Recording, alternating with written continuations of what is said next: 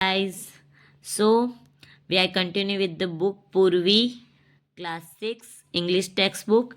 Today we are going to see the unit number 2, friendship, and the lesson is the unlikely best friend. કોણ કહેશે મને અનલાઇકલી best friend એટલે શું? હું કહું અનલાઇકલી બેસ્ટ ફ્રેન્ડ એટલે એવા મિત્ર કે જેની કોઈ ઈચ્છા પણ ના કરી શકે, કોઈ વિચારી પણ ના શકે કે આ ફ્રેન્ડ હશે.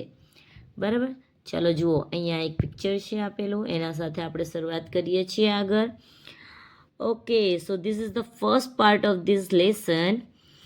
Gajraj the elephant lived in the best booth of the royal stable. તો ગજરાજ નામનો એક જે હાથી છે એ બૂથ એટલે રેક્ટેંગલ સ્પેસ છે, રાજાને ત્યાં સ્ટેબલ છે, રોયલ સ્ટેબલ છે, ત્યાં રહે છે. The king was found of Gajraj and he had ordered that the elephant should be well looked after. રાજાને ગજરાજ મળે છે અને રાજા ઓર્ડર કરે છે કે એલિફન્ટની સારામાં સારી કાળજી રાખો, અને એટલા માટે એને સારામાં સારા સ્ટેબલમાં રાખવામાં આવ્યો. Spite of royal comforts, Gajraj was sad because he had no friends. Gajraj આટલા બધા કમ્ફર્ટ પછી પણ દુઃખી હતો. કેમ કે એની પાસે કોઈ ફ્રેન્ડ જ નહોતું, કોઈ મિત્ર જ નહોતું. The mahout or elephant trainer, આપણે મહાવત કહી શકીએ અથવા તો હાથીનો ટ્રેનર કહી શકીએ, was the only one he ever interacted with. ખાલી એ જ એક એવો વ્યક્તિ હતો જે આ હાથીના ઇન્ટરેક્શનમાં મતલબ એની સાથે કમ્યુનિકેટ કરતો હતો. The mahavat was a kind man who served Gajraj food and gave him bath in the elephant pond daily. મહાવત જ એક એવો સારો માણસ હતો કે જે એને જમવાનું આપતો હતો, એને ડેલી પોન્ડમાં નવડાવતો હતો, બાથ આપતો હતો. He was a good caretaker but not a friend. એ સારો એનો ગુડ કેરટેકર હતો પણ એનો મિત્ર તો નહોતો. I wish I had a friend I can play with. Gajraj વિચારે છે કે કાશ મારે પણ કોઈક મિત્ર હતે જેની સાથે હું રમી શકત, એવું ગજરાજ વિચારે છે. One late evening a dog strayed into the stable. એક સાંજે શું થાય છે કે એક ડોગ છે તે ભૂલથી એના સ્ટેબલમાં આવી જાય છે. Gajraj food C that the visitor was tired and હંગરી. Gajraj શું જોઈએ છે કે આ જે વિઝિટર છે, જે ડોગ છે, જે ભૂલમાં આવી ગયું છે, એ ટાયર્ડ છે, થાકેલું છે અને હંગરી પણ છે, ભૂખ્યું પણ છે. He pushed some of the food he was munching towards the dog.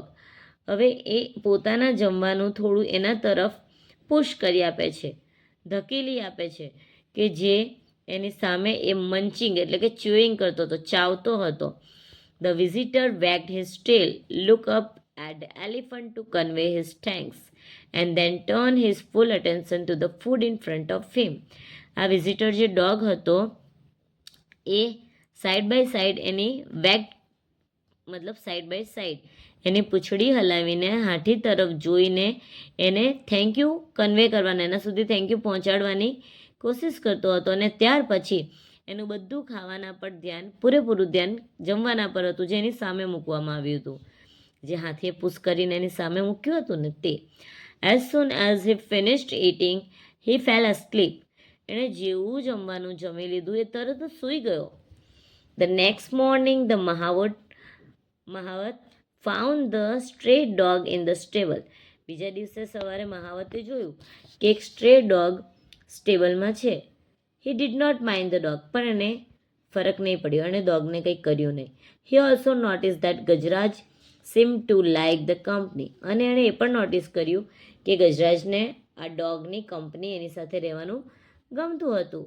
So he threw some crumbs to the dog which the animal accept wagging his tail. તો શું કર્યું મહાવતે? થોડાક ફૂડના પીસીસ જમવા માટે ડોગની તરફ, ડોગે પણ એ ફૂડને એક્સેપ્ટ કર્યું. When the elephant went out for a bath the dog accompanies his friend. જ્યારે હાથી નાહવા માટે બહાર ગયો ત્યારે એને એના મિત્ર ડોગની કંપની ગમતી હતી. Plunging into the water the elephant gave himself a shower using his long trunk as the dog watched. હવે જ્યારે બહારે જાય છે હાથી, ત્યારે શું કરે છે? પાણીમાં ઉતરે છે, જમ્પ કરે છે, પ્લંગિંગ એટલે જમ્પ કરે છે પાણીમાં અને પોતાની લાંબી સૂંઢથી પાણી પોતાના ઉપર નાખે છે અને આ બધું પેલા ડોગ જોઈ છે. The elephant took a trunk full of water and playfully splashed water on his friend. હાથી એની સૂંઢ ભરીને પાણી લે છે અને એના જે મિત્ર છે ડોગ એના પર પ્લેફુલી સ્પ્લેશ કરે છે, એટલે કે રમતા રમતા એના પર ઉડાવે છે. The dog yelped for the hated taking showers. જેમ કે આપણે બધા જાણીએ છીએ કે ડોગ્સને નાહવાનું ગમતું નથી અને એટલા માટે એ યેલ્પ એટલે ક્રાઇડ ચિલ્લાઈ ઉઠે છે. ધ મહાવત લાફ્ટ અને આ બધું જોઈને મહાવત ખુશ થાય છે, હસે છે. Way home, the elephant picked up the dog with his trunk and placed him on his back. જ્યારે એ લોકો નાઈને ફરી પાછા પોતાના ઘર તરફ જતા હતા ત્યારે હાથી ડોગને પોતાની સૂંઢ વડે ઉઠાવી લે છે અને પોતાની પીઠ પર બેસાડી દે છે. The dog was delighted to get a ride. અને ડોગ ખુશ થઈ જાય છે આ રાઈડથી, એન્જોય કરે છે એને. A farmer passing by saw the dog Bunty. He yelled. એક ફાર્મર ત્યાં પસાર થતો હોય છે એ લોકો પાસેથી, ત્યાં એ બૂમ પાડે છે બંટી.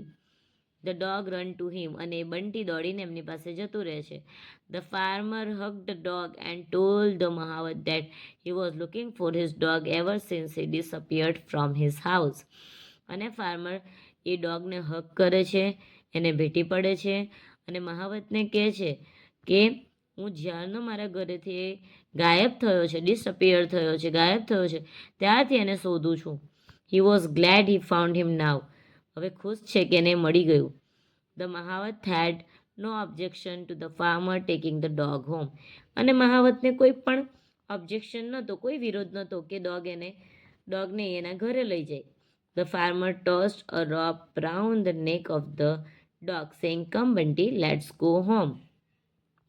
ફાર્મર એના ડોગના ગળા પર, એના બંટી જે નામ છે ડોગનું, એના ગળા પર એક રોપ બાંધે છે, દોરી બાંધે છે અને એને કહે છે ચાલ બંટી આપણે આપણા ઘરે જઈએ. એમ કરીને બંટીને લઈ જાય છે. હવે આગળ શું થયું છે આ સ્ટોરીમાં એ જોવા માટે નેક્સ્ટ વિડીયો અપલોડ કરીશ, તેને ધ્યાનથી જોજો. બાય.